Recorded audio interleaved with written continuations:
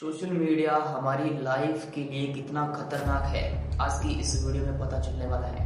Basically आज की इस वीडियो में हम बात करने वाले हैं एक ऐसे खतरनाक केस के बारे में जिसे सुनने के बाद में आप सभी के रोंगटे खड़े होने वाले हैं। अगर आपकी भी फैमिली सोशल मीडिया पर एक्टिव है, चाहे तो वो फेसबुक, इंस्टाग्राम, व्हाट्सएप, तो आज की ये वीडियो आप सभी के लिए बहुत ज़्यादा इम्पोर्टेंट है। हेलो गाइस, मेरा नाम है अनिल कुमार और आप देख रहे हो हमारा YouTube channel AK2 crime. Basically अगर आपने अभी तक हमारे यूट्यूब चैनल को सब्सक्राइब नहीं किया है तो फटाफट से चैनल को एक लाइक और सब्सक्राइब करिए। आज का ये जो केस है, बेसिकली इस केस का मेन जो वो दिल्ली से है। एक लड़की होती है जिसका नाम निशा होता है।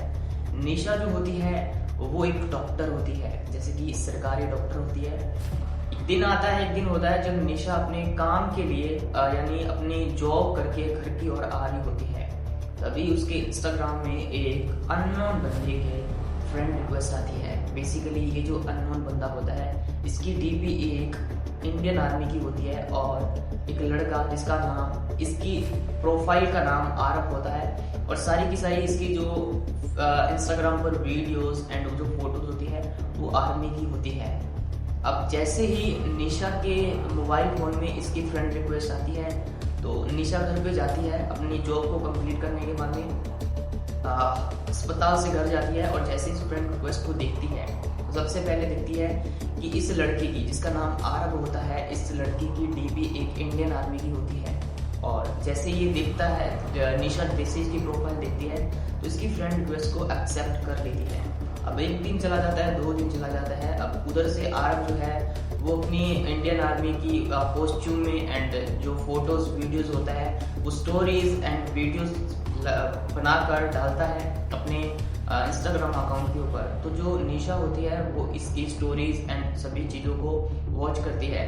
अब धीरे धीरे चलते जो आरव होता है वो आखिरकार एक दिन निशा को एक मैसेज करता है हाय करके। तो हाय करके जैसे मैसेज करता है तो निशा उस मैसेज को देखती है और इन दोनों की धीरे धीरे बातचीत होना स्टार्ट हो जाती है। अब निशा इसे पूछती है कि तुम कहाँ के रहने वाले हो। निशा जैसे ही आरव से पूछती है कि तुम कहाँ के रहने वाले हो तो आरव बताता है कि मैं दिल्ली का रहने वाला हूँ और मैं जम्मू कश्मीर के अंदर इंडियन आर्मी के अंदर जॉब करता हूँ।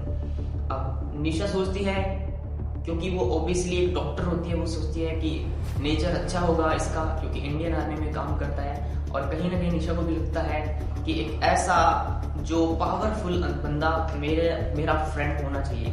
तो धीरे धीरे बातचीत होती रहती है इन दोनों की। वो पूछता रहता है और निशा पूछती रहती है कि तुम कहाँ पर ड्यूटी करते हो, कब ड्यूटी करते हो, क्या कुछ रहता है। तो जो आरव होता है वो बताता है कि मेरी जम्मू कश्मीर के अंदर ड्यूटी होती है, मैं कभी कभार आता हूँ और कभी कभार नहीं आता हूँ, क्योंकि ओबियसली आपको पता होगा इंडियन आर्मी के अंदर जो भी जो होते हैं उनको जो है छुट्टी नहीं मिलती है।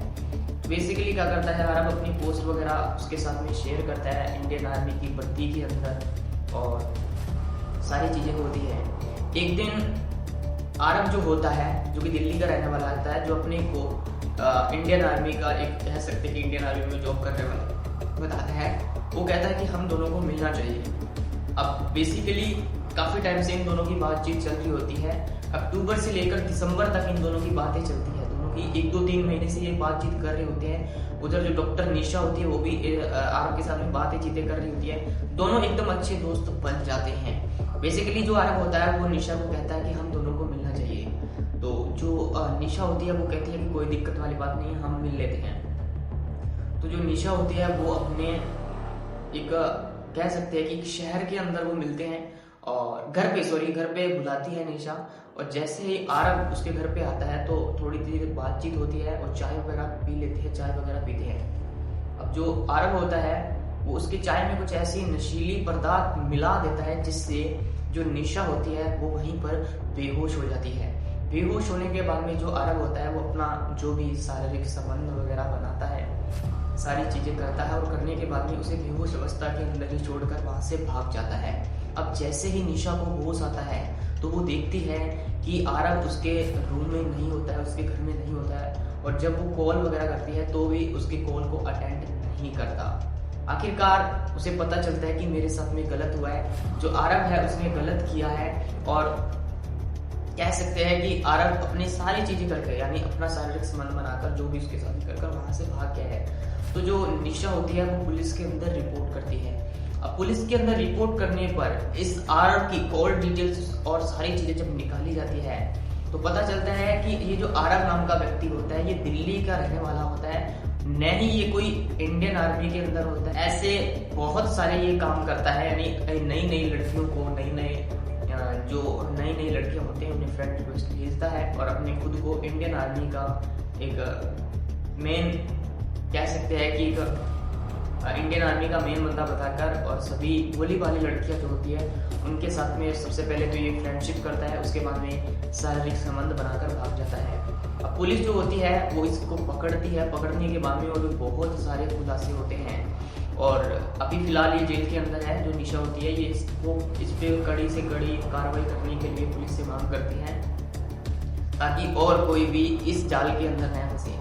अब इसको पकड़ा जाने पर बहुत सारी ऐसी चीजें निकल कर आती है कि जो ये लड़कियों के साथ में संबंध बनाने के साथ साथ में उनके जो भी होते हैं सब पैसा वगैरह लेकर भी भाग जाता है। तो ये जो केस है, इस तरीके के केस हमारे जो सोशल मीडिया के थ्रू हमें देखने को मिलते रहते हैं। और ये थी गाइज आज का केस जो कि दिल्ली से निकल कर आ रहा था। बेसिकली अगर आप सोशल मीडिया यूजर्स है या आपकी फैमिली में कोई सोशल मीडिया यूजर्स है तो ऐसे अननोन बंदे के साथ में कभी भी अपने मेल्स या फिर अपनी पर्सनल डिटेल्स कभी भी शेयर नहीं करनी चाहिए। और अगर आप अपनी पर्सनल डिटेल्स, अपनी पर्सनल इमेज या फिर फोटोज अगर आप शेयर करोगे तो आने वाले टाइम में आपका गलत इस्तेमाल भी हो सकता है। बेसिकली कैसी लगा आज का ये केस आप कमेंट करके जरूर बताना।